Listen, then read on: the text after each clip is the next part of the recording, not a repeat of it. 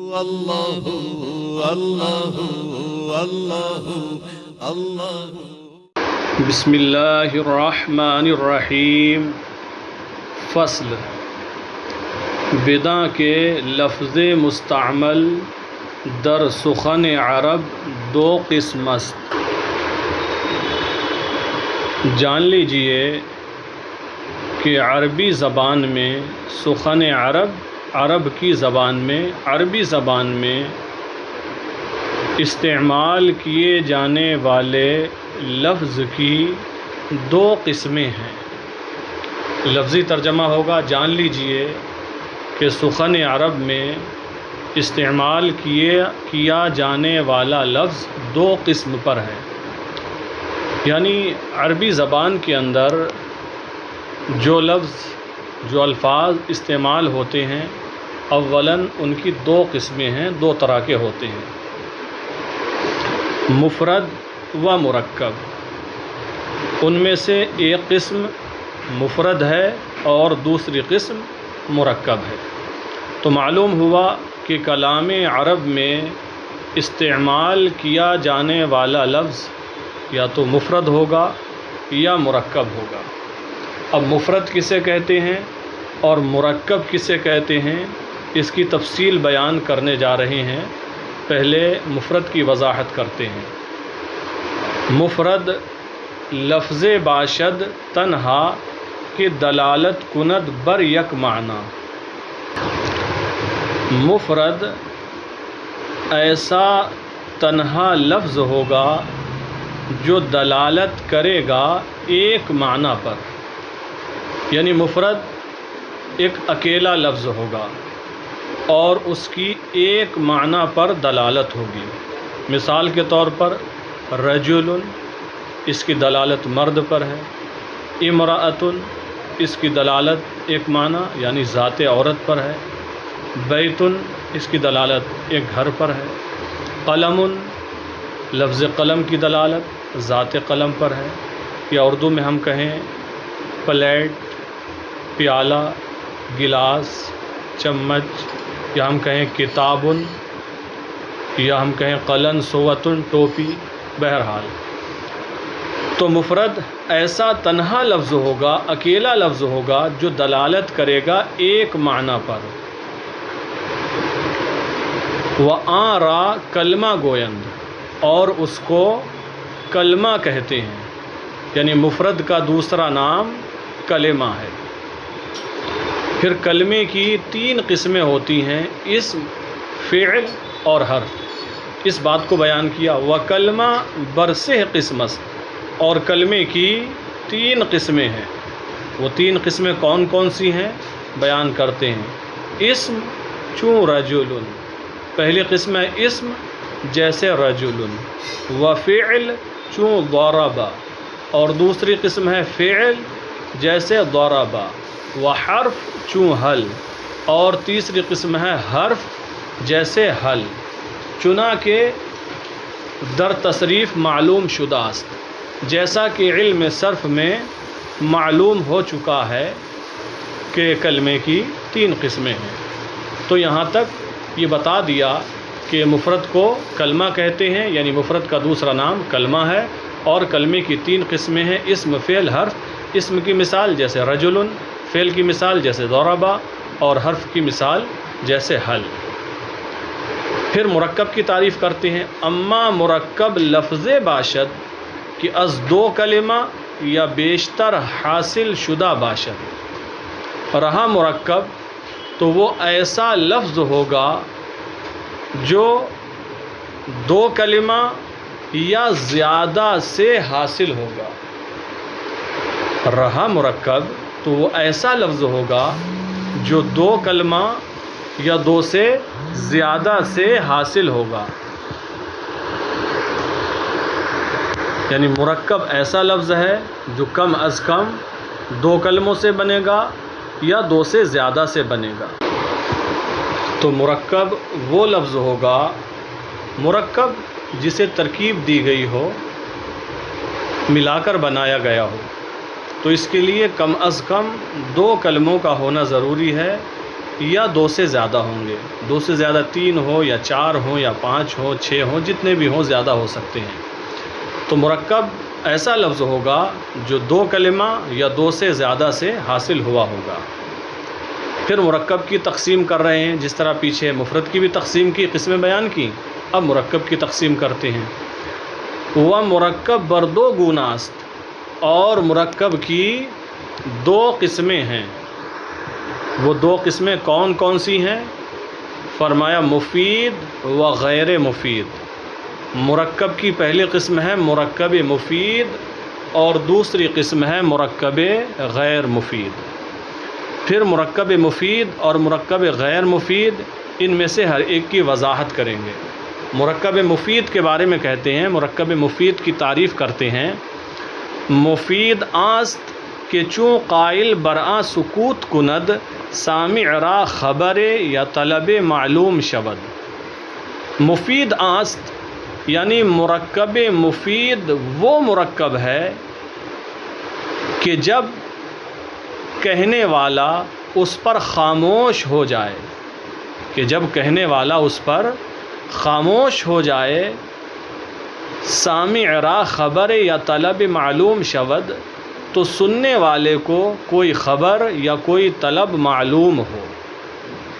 مطلب یہ ہے کہ مرکب مفید اس مرکب کو کہتے ہیں کہ جب بولنے والا بول کر خاموش ہو، بات کہنے والا بات کہہ کر خاموش ہو جائے، تو جو سن رہا ہے اس کو یا تو کوئی خبر معلوم ہو یا کوئی طلب معلوم ہو.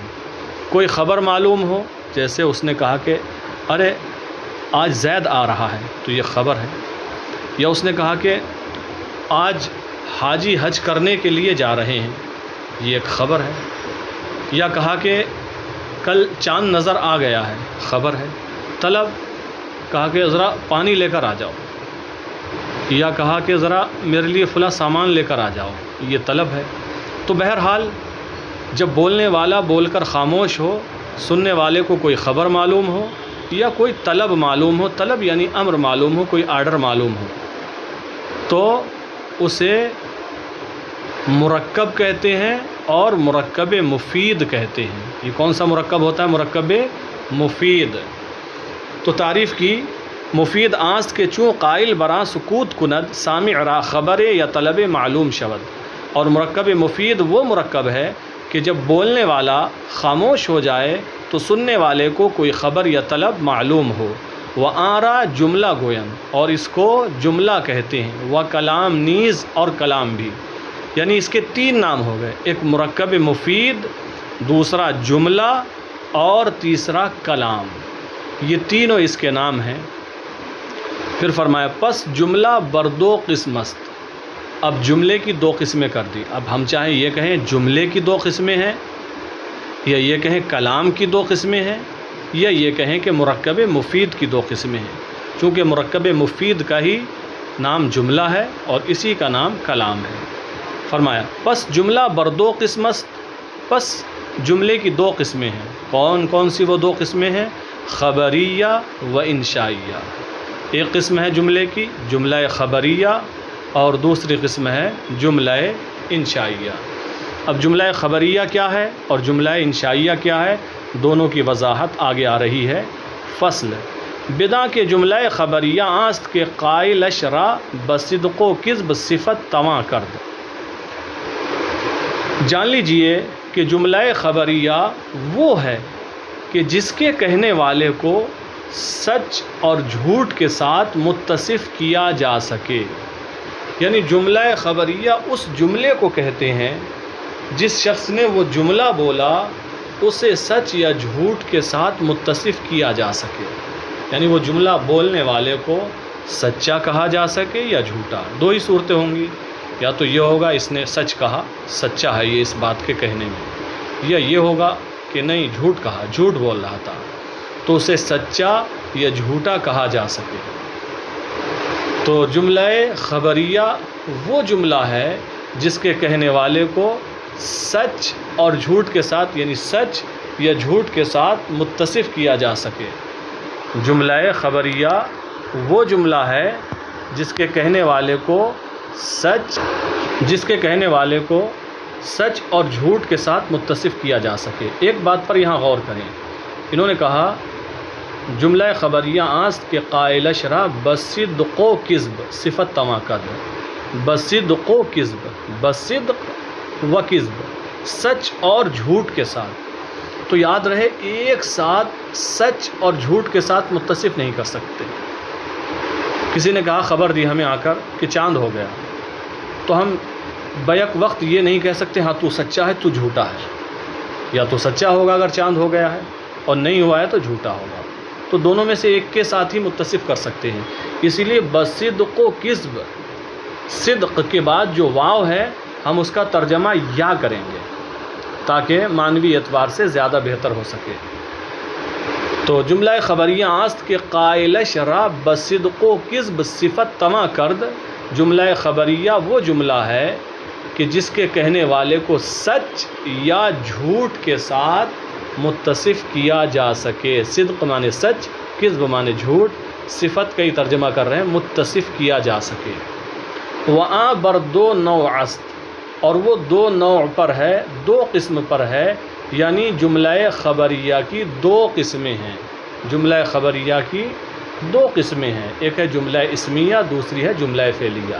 جملہ اسمیہ اس کو کہتے ہیں جس کا پہلا جز اسم ہو، اور جملہ فعلیہ اس کو کہتے ہیں جس کا پہلا جز فعل ہو۔ بات بہت آسان ہے۔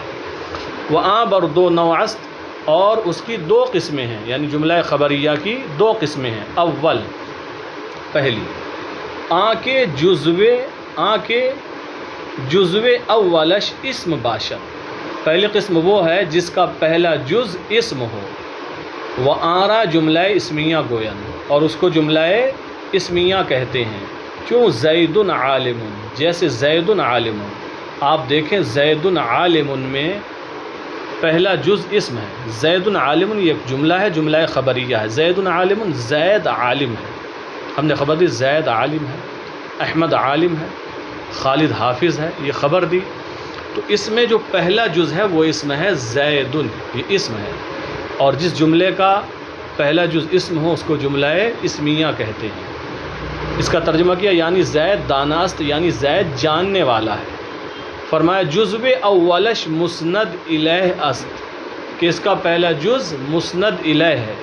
زید جو اسم ہے یہ پہلا جز ہے، اسم ہونے کے ساتھ ساتھ یہ مسند الیہ ہے۔ وآرا مبتدا گویند، اور اس کو مبتدا کہتے ہیں، یعنی جملہ اسمیہ کا جو پہلا جز ہوتا ہے عموماً وہی مسند الیہ ہوتا ہے، اور مسند الیہ کو ہی جملہ اسمیہ میں مبتدا کہتے ہیں۔ وجزو دوم مسند است، اور دوسرا جز مسند ہے، یعنی عالم مسند ہے۔ وآرا خبر گویند، اور اس کو خبر کہتے ہیں۔ تو فرمایا تھا کہ جملہ خبریہ کی دو قسمیں ہیں نا، پہلی وہ جس کا پہلا جز اسم ہو اسے جملہ اسمیہ کہتے ہیں، اس کی بات ہو چکی۔ اب دوسری قسم بیان کرتے ہیں، دوم آنکے جزو اولش فعل باشد، دوسری قسم وہ ہے جس کا پہلا جز فعل ہو۔ وآرا جملہ فعلیہ گوین، اور اس کو جملہ فعلیہ کہتے ہیں۔ کیوں؟ ضرب زید، جیسے ضرب زید، بزد زید، زید نے مارا، یہ ضرب زید کا ترجمہ ہے زید نے مارا۔ تو آپ دیکھ لیجئے کہ دوسری قسم کیا ہے، جس کا پہلا جز فعل ہو۔ ضرب زید میں آپ دیکھیں اس کا پہلا جز ضرب ہے اور یہ فعل ہے، لہذا یہ جملہ فعلیہ ہوا۔ اب اس کے بارے میں بھی فرما رہے ہیں کہ یہ جو جملہ فعلیہ ہے ضرب زید، اس میں ضرب کیا بنے گا، زید کیا بنے گا، یعنی کون مسند بنے گا اور کون مسند الیہ بنے گا، اور مسند کو یہاں کیا کہیں گے اور مسند الیہ کو کیا کہیں گے۔ تو دیکھیں جزو اولش مسند است، اس کا پہلا جز مسند ہے۔ کون سا ہے پہلا جز؟ ضرب زید میں ضربہ، تو ضربہ مسند ہے۔ وآرا فعل گوین، اور اس کو فعل کہتے ہیں، یقیناً ضربہ فعل ہے۔ وجزو دوم مسند الیہ است، اور اس کا دوسرا جز مسند الیہ ہے، وہ کون سا ہے؟ زید۔ وآرا فاعل گوین، اور اس کو فاعل کہتے ہیں، اور اس کو فاعل کہتے ہیں۔ تو اس فصل کے اندر یہ بیان کیا کہ جملہ خبریہ وہ جملہ ہے جس کے کہنے والے کو سچ یا جھوٹ کے ساتھ متصف کیا جا سکے، اور اس کی دو قسمیں ہیں، جملہ اسمیہ، جملہ خبریہ۔ جملہ اسمیہ وہ ہے جس کا پہلا جز اسم ہو، جملہ فعلیہ وہ ہے جس کا پہلا جز فعل ہو۔ پھر جملہ اسمیہ میں بیان کیا کہ جو مسند الیہ ہوگا اسے مبتدا کہتے ہیں، جو مسند ہوگا اسے خبر کہتے ہیں، اور جملہ فعلیہ کے اندر جو مسند ہوگا اسے فعل کہتے ہیں، اور جو مسند الیہ ہوگا اسے فاعل کہتے ہیں۔ تو یہ چند چیزیں مصنف علیہ الرحمٰن نے